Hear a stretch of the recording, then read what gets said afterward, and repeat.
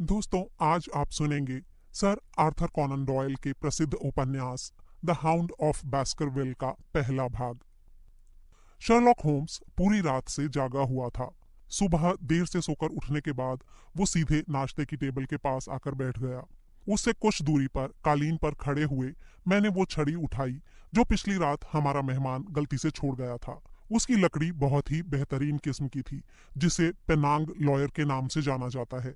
उसके सिर के ठीक नीचे 1 इंच चौड़ा चांदी का छल्ला था, जिस पर लिखा था जेम्स मॉर्टिमर MRCS को उसके CCH के दोस्तों की ओर से, और 1884 की तारीख खुदी हुई थी। ये ठीक उसी तरह की छड़ी थी जैसी उस समय के बुजुर्ग फैमिली डॉक्टर लेकर चला करते थे, इज्जतदार, ठोस और दिलासा देने वाली। होम्स मेरी ओर पीठ किए बैठा था और मैंने उसे इस बात का कोई संकेत नहीं दिया था कि मैं क्या कर रहा हूँ। उसने अचानक पूछा, हाँ तो वॉटसन, इससे तुमको क्या समझ में आया? अरे, तुमने कैसे जान लिया कि मैं क्या कर रहा हूँ? मुझे तो लगता है तुम्हारे सिर के पीछे भी आंखें लगी हुई हैं, मैंने हैरानी से कहा। मेरे पास एक चमकता हुआ चांदी का कॉफी पॉट रखा है, जिसमें मैं तुम्हारी तस्वीर साफ साफ देख पा रहा हूँ। लेकिन जरा ये बताओ वॉटसन, तुम्हें हमारे मेहमान की इस छड़ी से क्या समझ में आया? क्योंकि हम उससे कल मिल नहीं पाए थे और हमें यह भी नहीं पता कि वो यहाँ किस इरादे से आया था। इसलिए भूल से छूटा हुआ ये तोहफा काफी काम का है। तुमने इसका मुआयना करके क्या जानकारी हासिल की, जरा मैं भी तो सुनूं। मैंने अपने दोस्त के तरीकों पर तेजी से अमल करते हुए कहा कि मुझे लगता है मॉर्टिमर एक कामयाब सीनियर डॉक्टर है जो इज्जतदार भी है, क्योंकि उसके जानने वालों ने उसको अपने प्यार के तौर पर यह तोहफा दिया है। शाबाश, बहुत बढ़िया, होम्स ने कहा।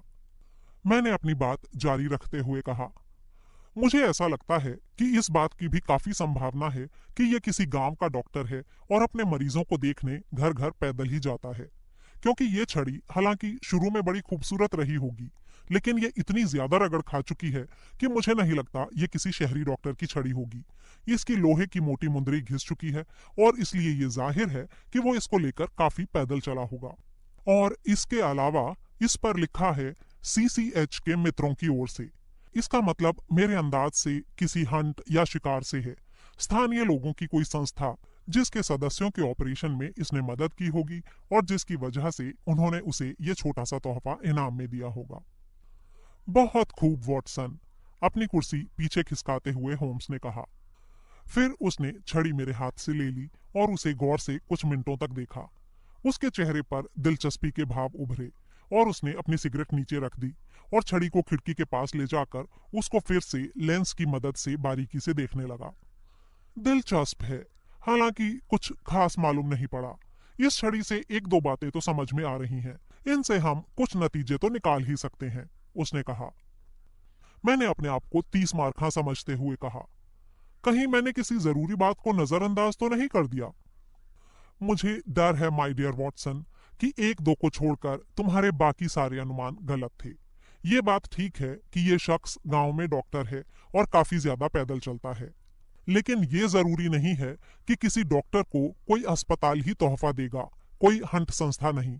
और जब किसी अस्पताल के नाम के पहले CCH आता हो तो जाहिर है कि उसका असली नाम चेरिंग क्रॉस हॉस्पिटल ही हो सकता है। हो सकता है, तुम ठीक कह रहे हो, मैंने कुछ उखड़े हुए स्वर में कहा। ज्यादा संभावना इसी बात की है, और अगर हम इस संभावना को आधार मानकर चलें तो हमें इस अनजाने मेहमान के बारे में नए सिरे से अनुमान लगाना होगा। अगर हम ये मानकर चलते हैं कि इस अस्पताल का नाम चेरिंग क्रॉस हॉस्पिटल ही है, तो इसके आगे हम और क्या अनुमान लगा सकते हैं? इस तरह का तोहफा किस अवसर पर दिया गया होगा? ऐसा कौन सा अवसर होगा जब उसके मित्र अपना प्यार दिखाने के लिए इकट्ठे हुए होंगे? जाहिर है ये तब हुआ होगा जब डॉक्टर मॉर्टिमर ने हॉस्पिटल से अवकाश लेकर अपनी खुद की प्रैक्टिस शुरू की होगी। हम जानते हैं कि तोहफा दिया गया है। हम ये भी समझ रहे हैं कि शहर के हॉस्पिटल से वो गांव में प्रैक्टिस करने जाता है। तो फिर क्या हमारा ये अनुमान गलत है कि ये तोहफा उसी अवसर पर दिया गया होगा? हो सकता है, मैंने कहा। अब तुम इस बात पर गौर करो कि वो हॉस्पिटल के स्टाफ में शामिल नहीं रहा होगा, क्योंकि उस पद पर लंदन में प्रैक्टिस करने वाला कोई मशहूर डॉक्टर ही नियुक्त हो सकता है और ऐसा डॉक्टर गांव की ओर नहीं जाएगा। तो फिर वो कौन था? अगर वो हॉस्पिटल में था लेकिन स्टाफ में नहीं था, तो या तो वो हाउस सर्जन रहा होगा या हाउस फिजिशियन, एक सीनियर स्टूडेंट से थोड़ा सा ही बड़ा ओहदा, और उसने 5 साल पहले ही ये जगह छोड़ी है क्योंकि तारीख छड़ी पर लिखी हुई है। और इस तरह तुम्हारा गंभीर अधेड़ उम्र वाला फैमिली डॉक्टर गायब हो जाता है वॉटसन, और उसकी जगह सामने आता है एक नौजवान डॉक्टर जो अभी 30 का भी नहीं हुआ है। वो काफी मिलनसार है, ज्यादा महत्वाकांक्षी नहीं है, अपने ही धुन में खोया रहता है, और जो एक कुत्ते का मालिक है जो टेरियर से थोड़ा बड़ा और मैस्टिफ से कुछ छोटे आकार का है। इसके बाद शर्लॉक होम्स अपने सोफे पर पसरकर छत पर धुएं के छल्ले छोड़ने लगा। मैं अविश्वास के साथ हंस पड़ा। जहां तक दूसरी बात का सवाल है, उसके बारे में हम कुछ नहीं कह सकते, मैंने कहा, लेकिन कम से कम उस शख्स की उम्र और कैरियर के बारे में मालूम करना बहुत मुश्किल नहीं होगा। अपने छोटे से मेडिकल शेल्फ के ऊपर से मैंने मेडिकल डायरेक्टरी निकाली और उसमें कुछ नाम पलटे। उनमें कई मॉर्टिमर थे, लेकिन उनमें से एक ही था जो हमारा मेहमान हो सकता था। मैंने जोर से उसका रिकॉर्ड पढ़ा। मॉर्टिमर जेम्स, MRCS 1882, ग्रिम्पेन, डार्टमूर, डेवन, 1882 से 1884 तक चेरिंग क्रॉस हॉस्पिटल में हाउस सर्जन, तुलनात्मक पैथोलॉजी में एक निबंध पर जैक्सन पुरस्कार विजेता, स्वीडिश पैथोलॉजी सोसाइटी का सदस्य, अनेक निबंधों का लेखक। शरारत से मुस्कुराते हुए होम्स ने कहा, उस शिकार का कोई उल्लेख नहीं है वॉटसन, लेकिन वो एक डॉक्टर जरूर है, जैसा तुमने पहले ही कहा था। मुझे लगता है मेरे निष्कर्ष एकदम सटीक हैं। उसका जो वर्णन मैंने किया था वो मिलनसार है, महत्वाकांक्षी नहीं है और भुलक्कड़ है। मेरा अनुभव है कि उस दुनिया में सिर्फ मिलनसार व्यक्ति को ही तोहफे दिए जाते हैं। सिर्फ वही लंदन में अपना पेशा छोड़कर गांव में बसेगा जो बिल्कुल भी महत्वाकांक्षी नहीं होगा, और सिर्फ भुलक्कड़ आदमी ही आपके कमरे में घंटा भर इंतजार करने के बाद अपनी छड़ी को भूलकर जा सकता है, और वो भी बिना किसी विजिटिंग कार्ड के। और कुत्ते वाली बात? मैंने पूछा। कुत्ते को अपने मालिक के पीछे पीछे छड़ी लेकर चलने की आदत है। छड़ी भारी होने के कारण कुत्ता उसे अपने बीच के जबड़ों में दबाकर चलता है, और उसके दांतों के निशान छड़ी पर साफ दिखाई दे रहे हैं। इन निशानों से समझ में आता है कि कुत्ते का जबड़ा छोटे टेरियर का नहीं है, ना ही वो मैस्टिफ जितना चौड़ा हो सकता है। मुझे यकीन है कि ये जरूर घुंघराले बालों वाला स्पैनियल है। वो अब तक खड़ा हो गया था और बोलते बोलते कमरे में चहलकदमी कर रहा था। अब वो खिड़की के पास रुक गया। उसकी आवाज में इतना ज्यादा विश्वास था कि मैंने हैरानी से उसकी ओर देखा। तुम इतने यकीन से ये कैसे कह सकते हो? बड़ी सीधी सी बात है वॉटसन, क्योंकि मुझे अपने दरवाजे के बाहर वही कुत्ता दिखाई दे रहा है, और ये घंटी उसी के मालिक ने बजाई है। हिलना मत वॉटसन, वो तुम्हारा हम पेशा है, और तुम्हारे यहाँ रहने से मुझे मदद मिलेगी। कुछ पल बाद जब हमारा मेहमान अंदर दाखिल हुआ तो उसका हुलिया मेरे लिए हैरानी में डालने वाला था, क्योंकि मैं किसी आम गांव के डॉक्टर की कल्पना कर रहा था। लेकिन वो बेहद लंबा और पतला था, और उसकी नाक चिड़िया की चोंच की तरह लंबी थी, जो 2 पैनी स्लेटी आंखों के बीच से निकली हुई थी। उसकी आंखों पर सुनहरे फ्रेम का चश्मा लगा था। उसके कपड़ों से उसका पेशा तो झलक रहा था, लेकिन बहुत ही बेतरतीब ढंग से। उसकी फ्रॉक कोट बदरंग थी और पैंट भी उधड़ी हुई थी। हालांकि वो जवान था, लेकिन उसकी लंबी कमर अभी से झुकी हुई थी, और उसके चेहरे से भलमनसाहट टपक रही थी। जैसे ही वो कमरे में दाखिल हुआ, उसकी नजर होम्स के हाथ में छड़ी पर पड़ी, और वो खुशी से चिल्लाते हुए उसकी ओर लपका। मैं इतना ज्यादा खुश हूँ, मुझे ठीक से याद ही नहीं था कि मैं इसे यहाँ छोड़ गया था या शिपिंग ऑफिस में। मैं किसी भी कीमत पर इस छड़ी को खो नहीं सकता। हाँ, मुझे समझ में आ गया है कि ये किसी का तोहफा है तुम्हारे लिए, होम्स ने कहा। जी हाँ, चेरिंग क्रॉस हॉस्पिटल की ओर से, मेरी शादी के मौके पर वहां के 1-2 दोस्तों की ओर से, उसने कहा। ओहो, ये तो बुरा हुआ, होम्स ने सिर हिलाते हुए कहा। डॉक्टर मॉर्टिमर ने चश्मे के पीछे से हैरानी से आंखें झपकाईं। इसमें बुरा क्या हुआ? सिर्फ ये कि तुमने हमारे अनुमान को थोड़ा सा गलत साबित कर दिया। तुम्हारे अनुसार ये तुम्हारी शादी का मौका था। जी हाँ, मैंने शादी कर ली थी और इसलिए हॉस्पिटल छोड़ दिया, और उसके साथ ही अपनी प्रैक्टिस जमाने की उम्मीद भी। ये जरूरी था कि मैं अपना खुद का घर बसाऊं। चलो, हमारा अनुमान इतना गलत भी नहीं था। और अब डॉक्टर जेम्स मॉर्टिमर, डॉक्टर नहीं सर, मिस्टर, मैं सिर्फ MRCS ही हूं, उसने होम्स की बात काटते हुए कहा, और एक तेज दिमाग का मालिक भी, जो जाहिर है। मैं केवल विज्ञान से खेलता हूँ मिस्टर होम्स, और इस गहरे अनजाने समुद्र में सीपियां ढूंढता हूँ। मुझे तुमसे मिलकर अच्छा लग रहा है मिस्टर होम्स। तुम्हारी खोपड़ी का ढांचा किसी भी म्यूजियम में रखने लायक है। मैं घटिया बात नहीं करना चाहता, लेकिन मुझे मानना पड़ेगा कि तुम्हारी खोपड़ी देखकर मैं ललचा रहा हूँ। होम्स ने बड़े ही प्यार से अपने मेहमान को कुर्सी पर बैठाया और बोला, मैं समझ गया हूँ कि तुम्हें भी अपने ख्यालों की सनक है जैसी मुझे है। तुम्हारी उंगली देखकर मैं जान गया हूँ कि तुम अपनी सिगरेट खुद बनाते हो। बेझिझक अपनी सिगरेट सुलगा लो। उस शख्स ने कागज और तंबाकू निकाला और बड़ी कुशलता से सिगरेट बनाई। उसकी उंगलियां लंबी और पतली थीं और किसी कीड़े की तरह थरथरा रही थीं। होम्स खामोश था, लेकिन उसकी चौकन्नी नजर से मैं समझ गया था कि उसे हमारे इस रोचक मेहमान में काफी दिलचस्पी हो रही है। आखिर में वो बोला, मेरे ख्याल से कल रात और आज फिर से मेरे घर आकर तुमने मुझे इतनी इज्जत सिर्फ इसलिए नहीं दी है कि मेरी खोपड़ी का मुआयना कर सको।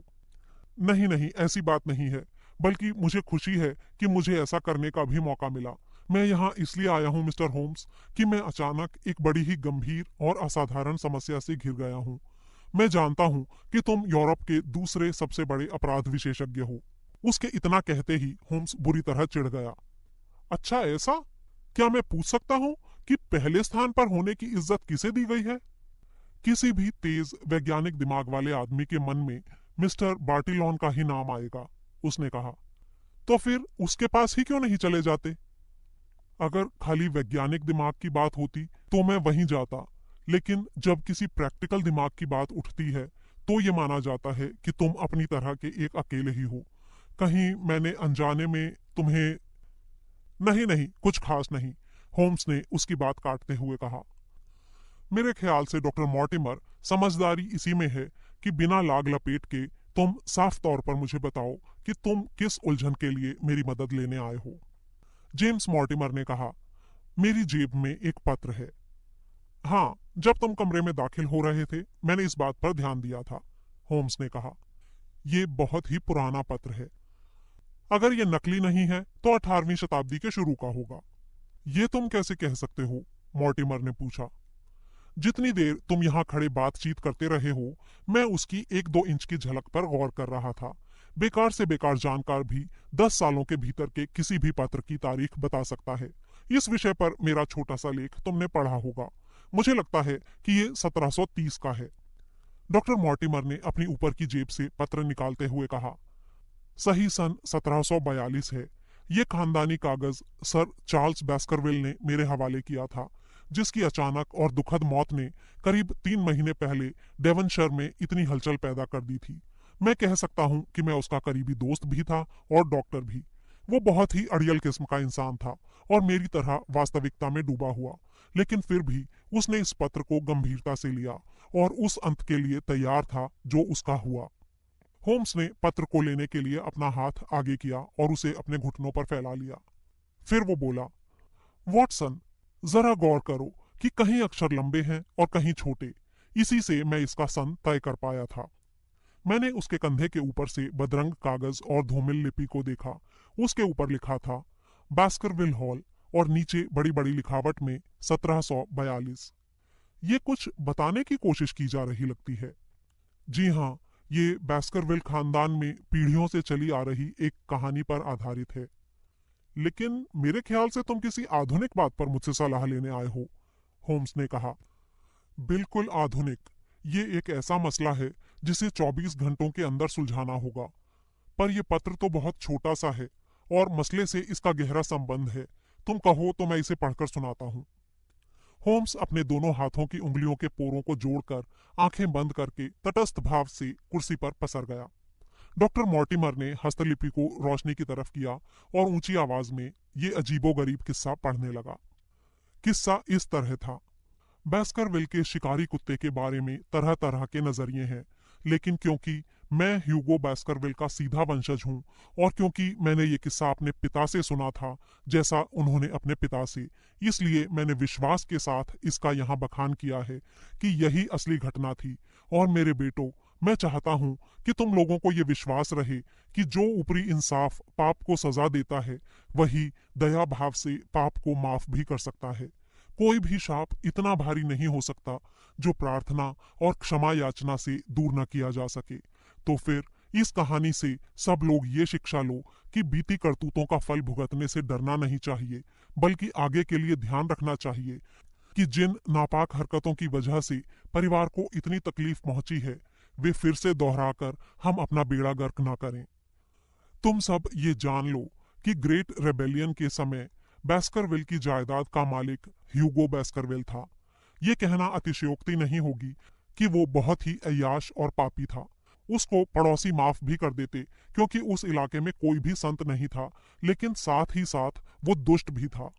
उस समय ऐसा हुआ कि ह्यूगो को एक जमींदार की बेटी से प्यार हो गया, जिसकी जायदाद बैस्करविल जायदाद के करीब ही थी।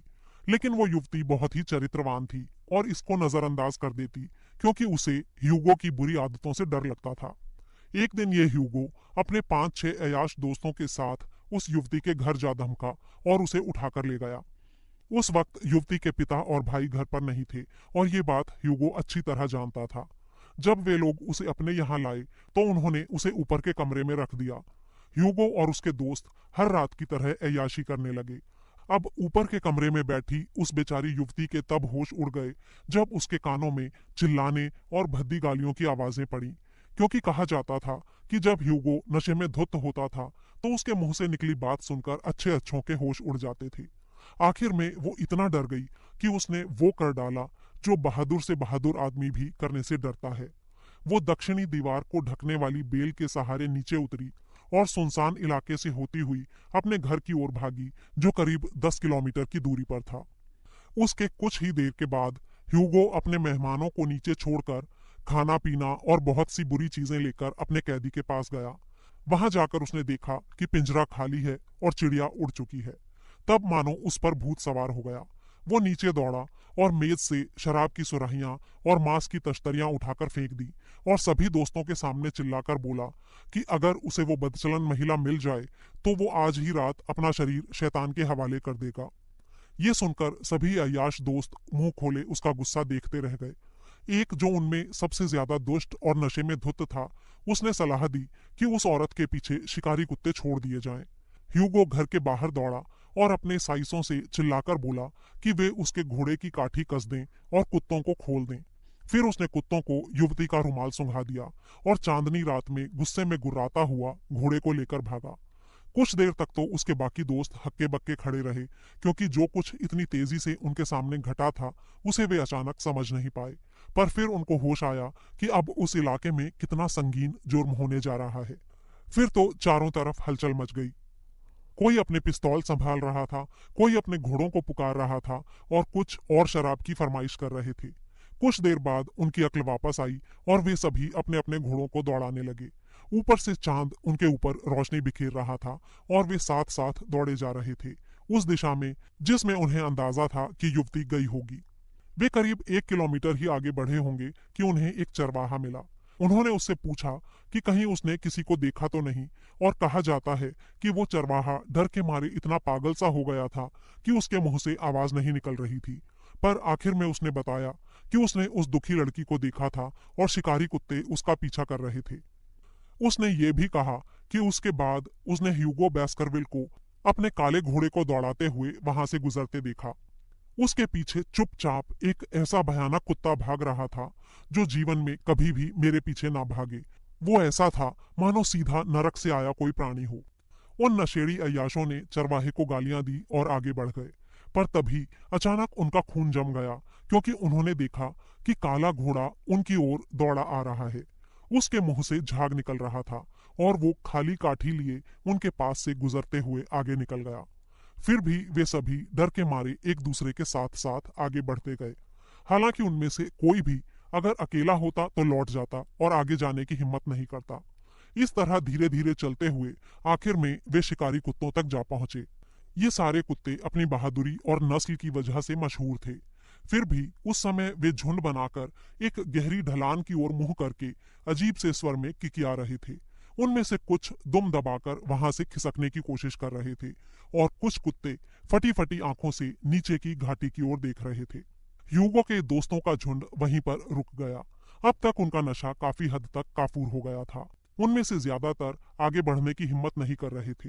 लेकिन उनमें से 3 सबसे ज्यादा बहादुर या शायद नशे की वजह से आगे ढलान की ओर बढ़े। वहां चौड़ी खुली जगह में 2 बड़े पत्थर थे जो आज भी देखे जा सकते हैं। पुराने समय के कुछ भुलाए गए लोगों ने इन्हें वहां रखा था। वहां पर चांद की तेज रोशनी पड़ रही थी और वहीं वो अभागी युवती पड़ी हुई थी, डर और थकान से मरी हुई। लेकिन उन 3 युवकों के सिर के बाल खड़े होने की वजह ना तो युवती का शव था और ना ही उसके पास पड़ा ह्यूगो बेस्करविल का शव।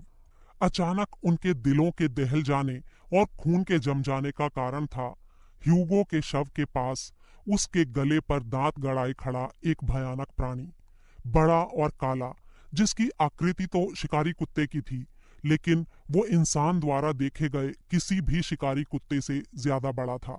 उनके देखते ही देखते उस प्राणी ने ह्यूगो बेस्करविल का गला फाड़ डाला और फिर जब उसने अपने खून और मांस से सने जबड़े को ऊपर उठाकर अपनी दहकती आंखों से उन तीनों को देखा तो वे दहशत से चिल्लाते हुए अपनी जान बचाकर वहां से भाग खड़े हुए। कहा जाता है कि उनमें से एक तो उसी रात दहशत से मर गया और बाकी दोनों जीवन भर के लिए पागल हो गए। तो मेरे बेटों, ये वो किस्सा है शिकारी कुत्ते का जिसका शाप तभी से हमारे खानदान पर लगा हुआ है। अगर मैंने इसका पूरा उल्लेख किया है तो सिर्फ इसलिए क्योंकि जो बात हमें पूरी तरह साफ साफ मालूम होती है उसमें दहशत कम होती है और जिस बात का हमें संकेत भर मिलता है उसमें दहशत ज्यादा होती है। ना ही इस बात को नकारा जा सकता है कि परिवार में कई लोगों की दुखद मृत्यु हुई है, अचानक, खूनी और रहस्यमयी। पवित्र ग्रंथ में लिखा है कि तीसरी या चौथी पीढ़ी के बाद बेगुनाहों को सजा नहीं मिलती। मेरे बेटों, मैं तुम लोगों को आगाह करता हूँ कि उन अंधियारी रातों में उस बियाबान से मत गुजरना जहां वो शैतानी ताकतें खेल रही होती हैं। ये ह्यूगो बेस्करविल की ओर से अपने बेटों रॉजर और जॉन के लिए है, इस हिदायत के साथ कि इसका जिक्र अपनी बहन एलिजाबेथ से ना करें। जब डॉक्टर मॉर्टिमर ने ये अजीबोगरीब पत्र पढ़कर सुना दिया तो उसने अपना चश्मा सिर पर चढ़ा लिया और होम्स की ओर ताकने लगा। होम्स ने एक जमाई ली और अपनी सिगरेट के छोर को आग में डाल दिया। तो वो बड़ी ही उपेक्षा से बोला, क्या तुमको ये मामला दिलचस्प नहीं लगा? मॉर्टिमर ने हैरानी से पूछा।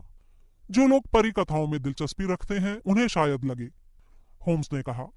डॉक्टर मॉर्टिमर ने अपनी जेब में से एक मुड़ा हुआ अखबार निकाला और बोला, देखिए मिस्टर होम्स, मैं तुम्हें हाल ही की एक जानकारी देता हूँ। ये इसी साल का 14 मई का डेवन काउंटी क्रॉनिकल अखबार है। इसमें इस तारीख से कुछ दिन पहले हुई सर चार्ल्स बेस्करविल की मृत्यु के तथ्यों का बखान है। मेरा दोस्त थोड़ा सा आगे झुका और गौर से सुनने लगा। हमारे मेहमान ने फिर से चश्मा आंखों पर लगाया और पढ़ने लगा। सर चार्ल्स बेस्करविल की अचानक हाल में हुई मौत से इलाके में शोक छा गया है। उन्हें अगले चुनावों में मिड डेवन के संभावित लिबरल उम्मीदवार के तौर पर देखा जा रहा था। हालांकि सर चार्ल्स बेस्करविल हॉल में काफी कम समय के लिए ही रहा, लेकिन उसका मिलनसार स्वभाव और खुले हाथ की वजह से उसके संपर्क में आने वालों के दिल में उसके लिए प्यार और इज्जत थी। नए अमीरजादों के इस दौर में ये देखकर अच्छा लगता है कि बुरे दौर से गुजर रहे किसी रईस खानदान का वारिस अपने दम पर अपने को चमकाए और खानदान की पुरानी शानो शौकत लौटा दे। जैसा आमतौर पर सबको मालूम है कि सर चार्ल्स ने दक्षिणी अफ्रीका में सट्टे से काफी दौलत कमाई थी। वो उन लोगों से ज्यादा अक्लमंद था जो तब तक सट्टा लगाते हैं जब तक तकदीर का पहिया उनके खिलाफ नहीं चलने लगता।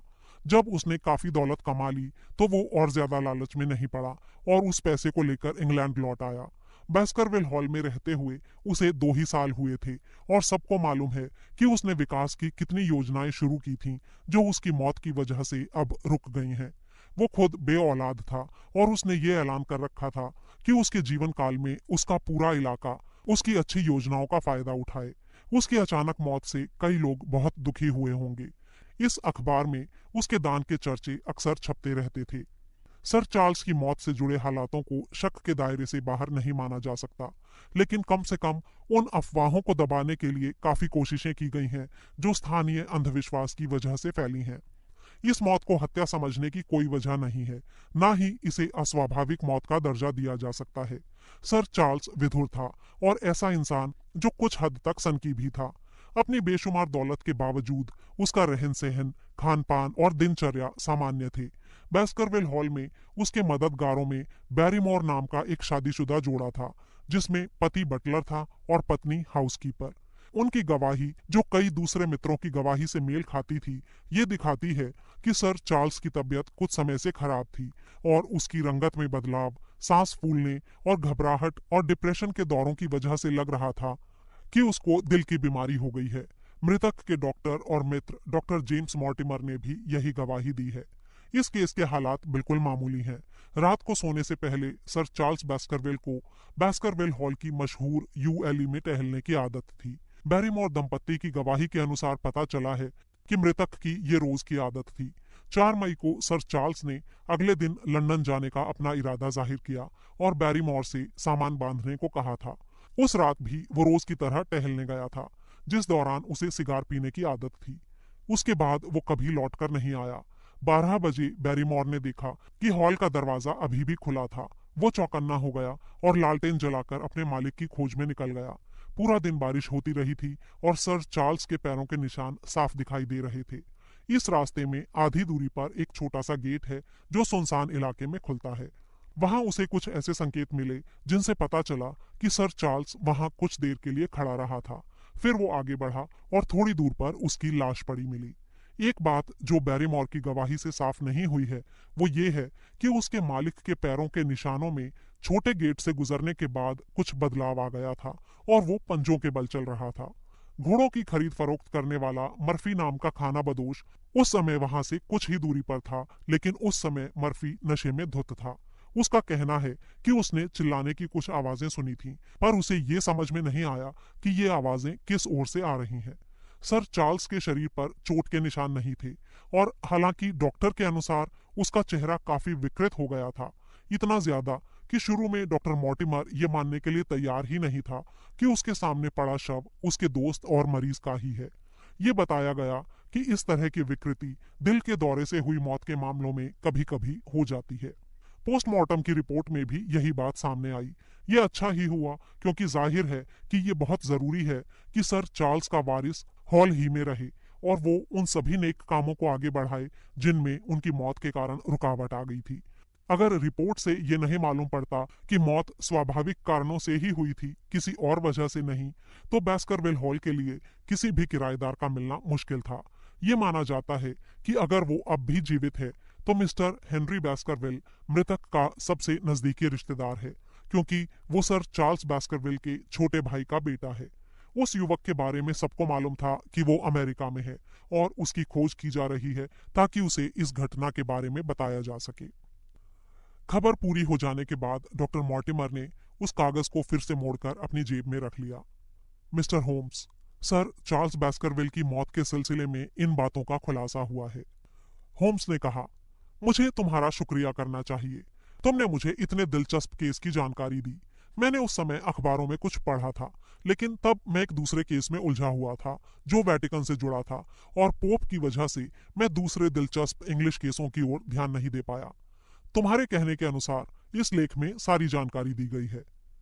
जी हाँ, बिल्कुल, मॉर्टिमर ने कहा। तो मुझे अब वो जानकारी दो जो अभी तक गुप्त है। उसके ऐसा कहने पर मॉर्टिमर भावनाओं के आवेग में बहने लगा। मैं तुमको वो बात बता रहा हूं जो मैंने अब तक किसी को भी नहीं बताई है। मैंने ये बात अब तक इसलिए भी नहीं बताई क्योंकि वैज्ञानिक दिमाग के लोग किसी लोकप्रिय कहानी को सबके सामने कभी स्वीकार नहीं करते। एक और कारण ये भी है कि जैसा इस अखबार से जाहिर है, अगर बैस्करविल हॉल में शैतानी ताकतों की मौजूदगी के बारे में अफवाह फैलती है तो कोई भी यहाँ रहने के लिए तैयार नहीं होगा। इन्हीं दोनों वजहों से मैं समझता हूँ कि मैंने सारी जानकारी ना देकर समझदारी की है, क्योंकि सब कुछ बता देने से कोई फायदा नहीं होता। लेकिन तुम्हारे साथ मुझे ऐसी कोई वजह नहीं दिखती कि मैं सारी बातें खुलकर ना कह सकूं। ये इलाका दरअसल काफी वीरान है और यहाँ पर आबादी बहुत ही कम है। जो लोग यहाँ रहते हैं वे सभी एक दूसरे को जानते हैं। इसी वजह से मैं सर चार्ल्स बैस्करविल से अक्सर मिलता जुलता रहता था। यहाँ पर कई किलोमीटर तक की दूरी में लाफ्टर हॉल के मिस्टर फ्रैंकलैंड और प्रकृति प्रेमी मिस्टर स्टेपल्टन के अलावा दूसरे पढ़े लिखे लोग और नहीं हैं। सर चार्ल्स अकेले रहना पसंद करता था, पर उसकी बीमारी की वजह से मैं उसके करीब आया था, और इसके अलावा हम दोनों ही विज्ञान में रुचि भी रखते थे। वो दक्षिणी अफ्रीका से बहुत सारी जानकारियां लेकर आया था, और हम दोनों ने विज्ञान की चर्चा करते हुए बहुत समय बिताया है।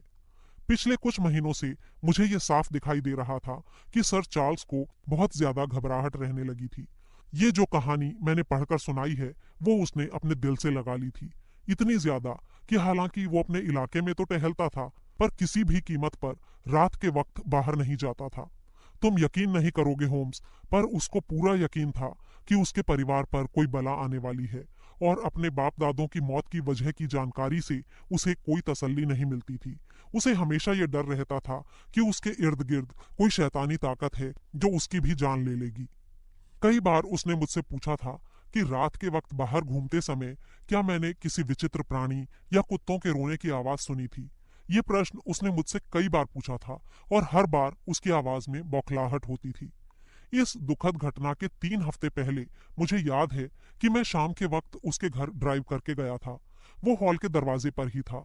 मैं अपनी गाड़ी से उतरकर उसके सामने खड़ा हुआ तो मैंने देखा कि उसकी नजरें शून्य में टिकी हुई थीं, और उनमें खौफ छाया हुआ था। मैं तेजी से मुड़ा, और मुझे एक बड़े से काले बछड़े जैसी झलक दिखाई दी। वो इतना डरा हुआ और उत्तेजित था कि मुझे उस जगह तक जाना पड़ा जहां वो प्राणी दिखाई दिया था, और उसे ढूंढने की कोशिश भी करनी पड़ी, लेकिन वो वहां से जा चुका था। इस घटना ने उसके ऊपर बहुत बुरा असर डाला। मैं पूरी शाम उसके साथ रहा, और उसी मौके पर अपनी घबराहट की वजह बताने के लिए उसने मुझे वो सारी बात बताई जो मैंने यहाँ आने पर तुम्हें पढ़कर सुनाई थी। मैं इस छोटी सी घटना का जिक्र इसलिए कर रहा हूँ क्योंकि इसके बाद जो दुर्घटना हुई उसे समझने के लिए इसका जिक्र जरूरी है। हालांकि उस वक्त मुझे यकीन था कि ये बात निहायत मामूली है, और उसके डर की कोई खास वजह नहीं थी। मेरी ही सलाह पर सर चार्ल्स लंदन जा रहा था। मैं जानता था कि उसके दिल पर गहरा असर हो चुका है, और जिस खौफ के माहौल में वो जी रहा था उससे उसके शरीर पर बहुत बुरा असर पड़ रहा था। मुझे लगा कि एक नए शहर के नए माहौल में कुछ महीने बिताने के बाद वो तरोताजा होकर लौटेगा। मिस्टर स्टेपल्टन, जो हम दोनों का ही दोस्त था और जो उसकी तबीयत की ओर से चिंतित था, वो भी यही मानता था। लेकिन आखिरी मौके पर यह भयानक घटना घट गई। सर चार्ल्स की मौत वाली रात बटलर बैरीमोर ने, जिसे सबसे पहले इस घटना के बारे में पता चला था, परकिंस को घोड़े पर मेरे पास भेजा, और क्योंकि मैं देर रात तक जागा हुआ था, इस घटना के 1 घंटे के भीतर ही मैं बैस्करविल हॉल जा पहुंचा। मैंने सारे तथ्यों को गौर से जाना और समझा। मैंने यू एली में उसके पैरों के निशान देखे, और आधे रास्ते पर गेट के पास उसके रुकने के निशान भी देखे। मैंने गौर किया कि इसके बाद उसके पैरों के निशानों में तब्दीली आ गई थी। उस नरम मिट्टी में बैरीमोर के अलावा किसी दूसरे के पैरों के निशान नहीं थे, और आखिर में मैंने उसके शरीर को देखा जो मेरे वहां पहुंचने तक छुआ नहीं गया था। सर चार्ल्स मुंह के बल गिरा हुआ था, बाहें फैली हुई, उंगलियां मिट्टी में धसी हुई, और चेहरा इतना विकृत था कि उसे पहचानना मुश्किल था। उसके शरीर पर चोट के कोई निशान नहीं थे, लेकिन पूछताछ के दौरान बैरीमोर ने एक बात गलत बताई थी। उसने कहा था कि उसके शव के आसपास जमीन पर कोई निशान नहीं थे। उसे कुछ नहीं दिखाई दिया था, लेकिन मैंने देखा था, थोड़ी दूरी पर, ताजा और साफ। क्या वो पैरों के निशान थे? होम्स ने पूछा। जी हाँ, पैरों के निशान। पुरुष के थे या महिला के? डॉक्टर मॉर्टिमर ने एक पल हमें अजीब नजरों से देखा, और फिर उसकी आवाज फुसफुसाहट में डूब गई। उसने जवाब दिया, मिस्टर होम्स, वो एक विशालकाय शिकारी कुत्ते के पैरों के निशान थे। मैं मानता हूं कि ये सब सुनकर मेरे अंदर सुरसुरी सी दौड़ गई। डॉक्टर मॉर्टिमर की आवाज में उत्तेजना थी, जिससे मालूम पड़ रहा था कि जो बात वो बता रहा था उससे वो खुद भी अंदर तक हिला हुआ था। उसकी बातों को सुनकर होम्स की आंखों में एक अजीब सी चमक आ गई। वो बड़ी ही उत्सुकता से आगे झुका, और उसने पूछा, क्या तुमने ये सब देखा था? उतना ही साफ जितना मैं इस वक्त तुमको देख रहा हूं। और तुमने कुछ नहीं कहा? उससे क्या फायदा होता? लेकिन ऐसा कैसे हुआ कि किसी और ने भी निशान नहीं देखे? वे निशान लाश से करीब 7 मीटर की दूरी पर थे, और किसी ने उनके ऊपर ध्यान नहीं दिया। मुझे लगता है कि अगर मैंने पहले ये कहानी नहीं सुनी होती तो मैं भी शायद उन पर कोई ध्यान नहीं देता। क्या इस इलाके में बहुत सारे शिकारी कुत्ते हैं? होम्स ने पूछा। बेशक, लेकिन ये कोई शिकारी कुत्ता नहीं था, मॉर्टिमर ने कहा। तुम कहते हो कि वो बड़ा था। बहुत बड़ा। लेकिन वो लाश के पास तक नहीं पहुंचा था। जी नहीं। वो रात किस तरह की थी? भीगी भीगी सी थी। लेकिन क्या असल में बारिश भी हो रही थी? जी नहीं। वो रास्ता किस तरह का है? करीब 4 मीटर ऊंची और घनी झाड़ियों की 2 कतारें हैं। उनके बीच में करीब 2.5 मीटर चौड़ा ये रास्ता है। इन झाड़ियों और रास्ते के बीच और कुछ भी है? जी हाँ, दोनों तरफ करीब 2 मीटर चौड़ी घास की पट्टी है। मेरे ख्याल से शायद झाड़ी में एक जगह पर गेट बना हुआ है। जी हाँ, लकड़ी का एक गेट है जो बियाबान की तरफ खुलता है। क्या और कोई जगह है जहां से बाहर जाया जा सकता है? एक भी नहीं। इसका मतलब कि इस रास्ते तक पहुंचने के लिए या तो घर से आ सकते हैं या फिर इस गेट से। जी हाँ, अगले छोर पर एक छोटे से समर हाउस के जरिए भी आना जाना हो सकता है। क्या सर चार्ल्स वहां तक पहुंच पाया था? जी नहीं, वो वहां से करीब 18 मीटर की दूरी पर पड़ा था। ठीक है मिस्टर मॉर्टिमर, मुझे ये बताओ, और ये बात बहुत जरूरी है, कि तुमने जो निशान देखे वे रास्ते में थे, घास पर तो नहीं थे? घास पर तो निशान दिखाई ही नहीं दे सकते थे। तो क्या वो गेट की तरफ थे? जी हाँ, वो रास्ते के गेट की तरफ वाले छोर पर थे। तुमने मेरी दिलचस्पी बहुत बढ़ा दी है। एक बात और, क्या वो गेट बंद था? जी हाँ, बंद था और उस पर ताला लगा हुआ था। वो गेट कितना ऊंचा है? करीब 1.25 मीटर होगा। यानी कोई भी उसे लांघ सकता है? जी हाँ, मैंने खुद जांच की थी। और तुम्हें वहां कुछ नहीं दिखाई दिया? ये सब कुछ बहुत ही पेचीदा था। उस जगह को देखकर पता चल रहा था कि सर चार्ल्स वहां तकरीबन 5 या 10 मिनटों तक खड़ा रहा था। ये बात तुम्हें कैसे मालूम हुई?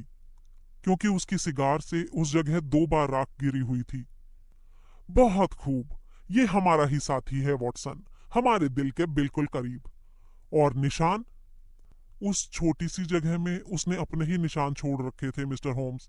मुझे और कोई भी निशान नहीं दिखाई दिया। होम्स ने बेसब्री से अपने घुटने पर हाथ मारा। काश मैं वहां पर होता। साफ तौर पर यह एक असाधारण केस है और किसी भी विशेषज्ञ को वहां बहुत सी चीजें नजर आ जाती।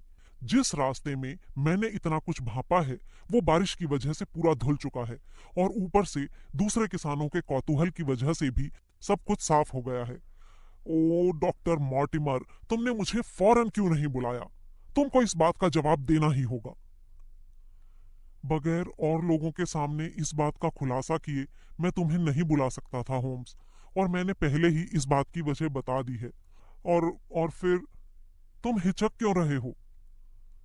एक ऐसी दुनिया भी है जहां सबसे अनुभवी और होशियार जासूस भी हार जाते हैं। क्या तुम्हारे कहने का मतलब ये है कि ये कोई ऊपरी ताकत है? मैंने साफ तौर पर ऐसा नहीं कहा, लेकिन तुम्हारी बातों से जाहिर है कि तुम ऐसा ही सोच रहे हो। मिस्टर होम्स, इस ट्रेजेडी से लेकर अब तक मेरे कानों ने कई ऐसे किस्से सुने हैं जिनका आम जिंदगी से कोई सरोकार नहीं है। जैसे क्या? इस भयानक घटना के पहले कई लोगों ने बियाबान में एक जंतु देखा था जो बैस्करविल के इस प्रेत से मिलता जुलता था, और इस जानवर के बारे में विज्ञान में कोई जानकारी नहीं है। सभी ने माना है कि वो बहुत ही विशालकाय था, चमकीला, भुतहा और डरावना। मैंने इन लोगों से पूछताछ की है और अलग अलग पेशे वाले अलग अलग लोगों ने इस भयानक जानवर के बारे में एक जैसी ही बातें बताई हैं जो नरक के शिकारी कुत्ते से मेल खाती हैं। मैं दावे से कह सकता हूँ कि इस इलाके में खौफ का साया है, और शायद ही कोई ऐसा होगा जो रात के वक्त उस बियाबान से गुजरना चाहेगा। और तुम, जिसने विज्ञान की शिक्षा पाई है, ये मानते हो कि ये कोई शैतानी ताकत है? होम्स ने बड़ी ही हैरानी से पूछा। मैं नहीं जानता कि मुझे किस पर विश्वास करना चाहिए, मॉर्टिमर ने कहा। होम्स ने कंधे उचकाए। मैंने अभी तक जितने भी केस सुलझाए हैं वे सारे इंसानों से वास्ता रखते थे। मैंने दुष्टों के खिलाफ भी लड़ाइयां लड़ी हैं, लेकिन दुष्टों की महाशक्ति से जूझना बहुत कठिन होगा। पर ये तो तुम मानते हो कि कुत्ते के पंजे के निशान असली हैं। वो किस्से वाला कुत्ता भी वास्तविक था कि उसने किसी का गला फाड़ा था, लेकिन वो भी दुष्ट आत्मा था। मैं देख रहा हूं कि तुम अंधविश्वासी हो गए हो, लेकिन डॉक्टर मॉर्टिमर, एक बात बताओ, अगर तुम्हारा यही नजरिया है तो तुम मेरे पास आए ही क्यों हो? एक बार में तुम कहते हो कि सर चार्ल्स की मौत की पड़ताल करना बेकार है, और दूसरी तरफ तुम चाहते हो कि मैं इस केस को हाथ में लूं। मैंने तो ये कभी नहीं कहा कि मैं चाहता हूं तुम ये केस हाथ में लो। तो फिर तुम यहाँ किस लिए आए हो? मैं तुम्हारी क्या मदद कर सकता हूँ? अपनी घड़ी पर नजर डालते हुए डॉक्टर मॉर्टिमर ने कहा, तुम मुझे ये सलाह दे सकते हो कि मैं सर हेनरी बैस्करविल का क्या करूं, जो ठीक 1.25 घंटे में वाटरलू स्टेशन पहुंचने वाला है, क्योंकि वो इस जायदाद का वारिस है, इसलिए। हाँ सर, चार्ल्स की मौत के बाद हमने इस आदमी का पता लगाया और पाया कि वो कनाडा में खेती करता है। उसके बारे में जो भी जानकारी हम तक पहुंची है, उससे पता चलता है कि वो हर तरह से अच्छा इंसान है। इस समय मैं डॉक्टर की हैसियत से नहीं, बल्कि एक ट्रस्टी और सर चार्ल्स की वसीयत के जिम्मेवार की हैसियत से ये बात कह रहा हूँ। उनके रिश्तेदारों में और कोई भी नहीं मिला है। हम सिर्फ एक रिश्तेदार को ढूंढ पाए हैं, जिसका नाम है रॉजर बैस्करविल। ये 3 भाइयों में सबसे छोटा था, जिनमें सर चार्ल्स सबसे बड़ा था। दूसरा भाई, जो कम उम्र में ही मर गया था, वो हेनरी नाम के इस लड़के का पिता था। तीसरा रॉजर जो था, वो परिवार पर कलंक था। वो बूढ़े ह्यूगो के पारिवारिक फोटो से हूबहू मेल खाता था, ऐसा लोग कहते हैं। इंग्लैंड में जब उसके किस्से गरमाने लगे तो वो मध्य अमेरिका भाग आया, और वहां पर 1876 में येलो फीवर से उसकी मौत हो गई। हेनरी आखिरी बैस्करविल है। 1 घंटे के बाद मैं वाटरलू स्टेशन पर उससे मिलूंगा। मुझे तार मिला है कि वो आज सवेरे साउथहैम्पटन पहुंच गया है। अब मिस्टर होम्स, मैं उसके साथ क्या करूं? तुम इस बारे में मुझे राय दो। वो अपने पुरखों के पुश्तैनी घर में क्यों नहीं जा सकता? होम्स ने पूछा।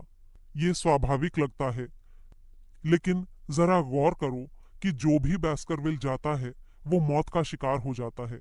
मुझे यकीन है कि अगर सर चार्ल्स ने अपनी मौत से पहले मुझसे बात की होती तो वो मुझे आगाह करता कि उसके खानदान का इकलौता जिंदा शख्स और इस बेशुमार दौलत का इकलौता वारिस यहाँ कतई ना लाया जाए। पर इस बात को भी नहीं नकारा जा सकता कि पूरे इलाके की खुशहाली उसके आने पर ही निर्भर है। सर चार्ल्स के द्वारा किए गए सारे नेक काम मिट्टी में मिल जाएंगे अगर हॉल में कोई ना रहे तो। इसीलिए मैं ये केस तुम्हारे सामने लाया हूं, ताकि तुम्हारी सलाह ले सकूं। होम्स कुछ देर सोचता रहा, फिर बोला, सीधे शब्दों में किस्सा ये है कि तुम्हारी समझ में कोई ऊपरी शैतानी ताकत है, जिसकी वजह से किसी भी बैस्करविल का डार्टमूर में रहना उसके लिए खतरनाक हो सकता है। तुम यही कहना चाहते हो ना? कम से कम मैं इतना कह सकता हूं कि इस बात का सबूत है कि ऐसा हो सकता है, मॉर्टिमर ने कहा। बिल्कुल, लेकिन अगर तुम्हारी ये ऊपरी ताकत वाली बात सही भी है, तो ये ताकत उस युवक को जितनी आसानी से डेवनशर में नुकसान पहुंचा सकती है, उतनी ही आसानी से लंदन में भी तो नुकसान पहुंचा सकती है। ये तो नहीं माना जा सकता कि किसी शैतानी प्रेत के पास बस लोकल पावर ही होगी और वो किसी एक खास एरिया में ही काम कर सकती होगी।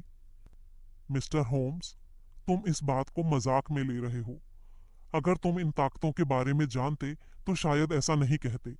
वो लड़का 50 मिनट में यहाँ पहुंचने वाला है। प्लीज मुझे जल्दी बताओ कि मैं क्या करूं। मेरी राय में तुम एक कैब लो और मेरे दरवाजे को अपने पंजों से खरोंचते हुए अपने कुत्ते के साथ वाटरलू चले जाओ सर हेनरी बैस्करविल से मिलने। और फिर उसके बाद? और जब तक मैं फैसला ना कर लूं कि क्या करना है, तब तक उससे कुछ मत कहना। तुम्हें फैसला लेने में कितना वक्त लगेगा? 24 घंटे। कल 10 बजे तुम यहाँ पर आ जाना, और अगर सर हेनरी को भी अपने साथ ला सको तो आगे के लिए मुझे मदद मिल जाएगी। ठीक है, मैं ऐसा ही करूंगा मिस्टर होम्स। उसने अपनी कमीज की आस्तीन पर समय लिखा और खोए से अंदाज में वहां से चला गया। होम्स ने सीढ़ियों पर उसे रोका और बोला, सिर्फ एक और सवाल डॉक्टर मॉर्टिमर। तुम कहते हो कि सर चार्ल्स बैस्करविल की मौत के पहले कई लोगों ने बियाबान में इस विचित्र जीव को देखा था। 3 लोगों ने। और उसके बाद ये किसी को दिखाई दिया? जी, मेरी जानकारी में तो नहीं। ठीक है, धन्यवाद। होम्स अपनी सीट पर लौट आया, उस संतुष्ट भाव के साथ जिसका मतलब था कि उसके सामने उसकी पसंद का केस आ गया है। उसने मुझसे पूछा, बाहर जा रहे हो वॉटसन? अगर तुम्हें कोई मदद चाहिए तो नहीं जाऊंगा, मैंने कहा। नहीं नहीं माय डियर फ्रेंड, मैं तुम्हारी मदद तब लेता हूं जब कोई काम करने का समय होता है। तुम ऐसा करना, जब ब्रैडली के सामने से गुजरो तो उससे कहना कि कोई तेज तंबाकू भिजवा दे। धन्यवाद। ये भी अच्छा होगा कि तुम शाम तक वापस ना आओ। फिर मैं तुमसे इस दिलचस्प केस के बारे में बात करूंगा जो आज सुबह हमारे सामने आया है। मुझे मालूम था कि सोच विचार के इस मौके पर मेरे दोस्त को शांति और अकेलेपन की जरूरत होती है, जिस दौरान वो हर सबूत पर गौर करता है, हर बात को अलग अलग कोण से देखता है और फिर तय करता है कि कौन सा मुद्दा जरूरी है और कौन सा गैर जरूरी।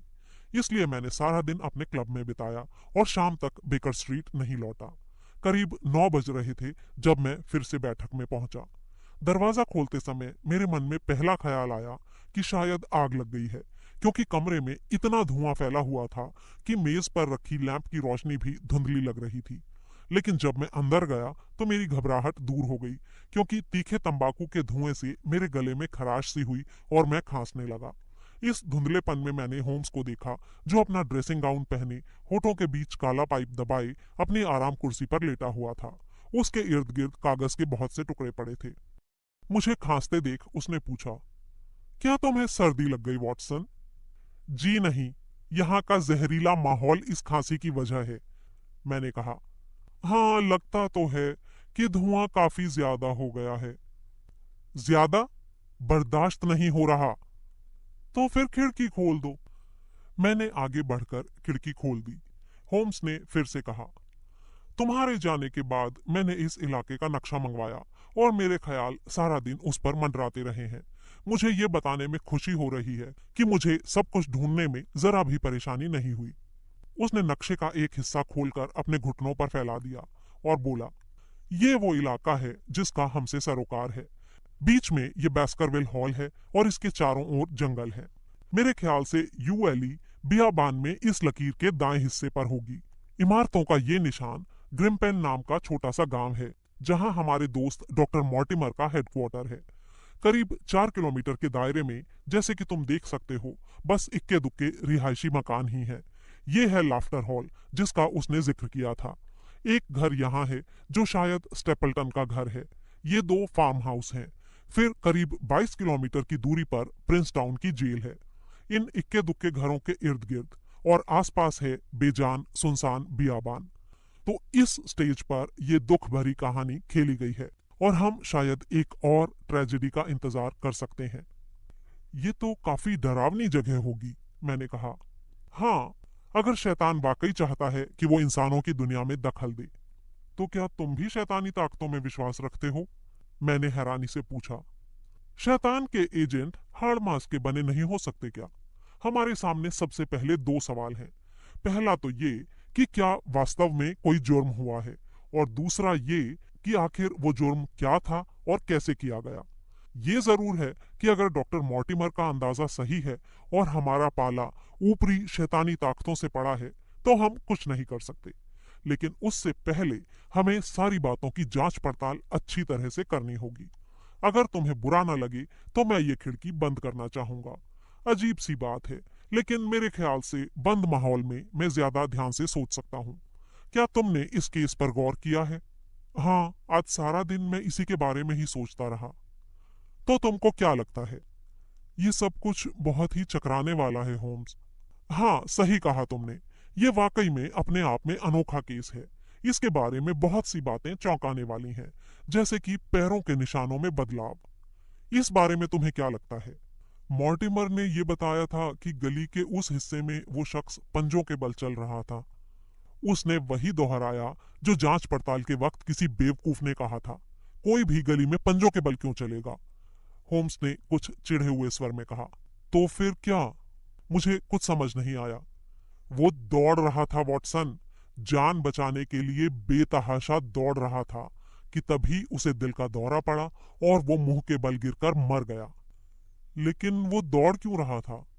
यहीं पर तो हमारी समस्या अटकी हुई है। संकेतों से ऐसा लगता है कि दौड़ने से पहले ये शख्स डर के मारे पागल हो रहा था।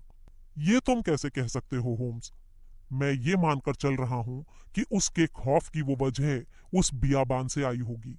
अगर ऐसा है, और लग रहा है कि ऐसा ही हुआ होगा, क्योंकि दहशत से पगलाया हुआ शख्स ही घर की ओर भागने की बजाय उससे दूर भागेगा। अगर उस खानाबदोश की बात सही मानी जाए तो वो मदद के लिए पुकारता हुआ उस दिशा में दौड़ रहा था जहां से मदद की कोई गुंजाइश ही नहीं थी। और फिर वो उस रात किसका इंतजार कर रहा था? और वो यूएलई में क्यों इंतजार कर रहा था, घर में क्यों नहीं? तुमको ये लग रहा है कि वो किसी का इंतजार कर रहा था? मैंने हैरानी से पूछा। वो शख्स बुजुर्ग और बीमार था। हम समझ सकते हैं कि वो शाम की सैर कर रहा होगा, लेकिन जमीन गीली थी और मौसम खराब था। ऐसे में क्या यह स्वाभाविक लगता है कि वो 5 या 10 मिनटों तक ऐसे ही खड़ा रहा, जैसा डॉक्टर मॉर्टिमर ने सिगार की राख देखकर बताया?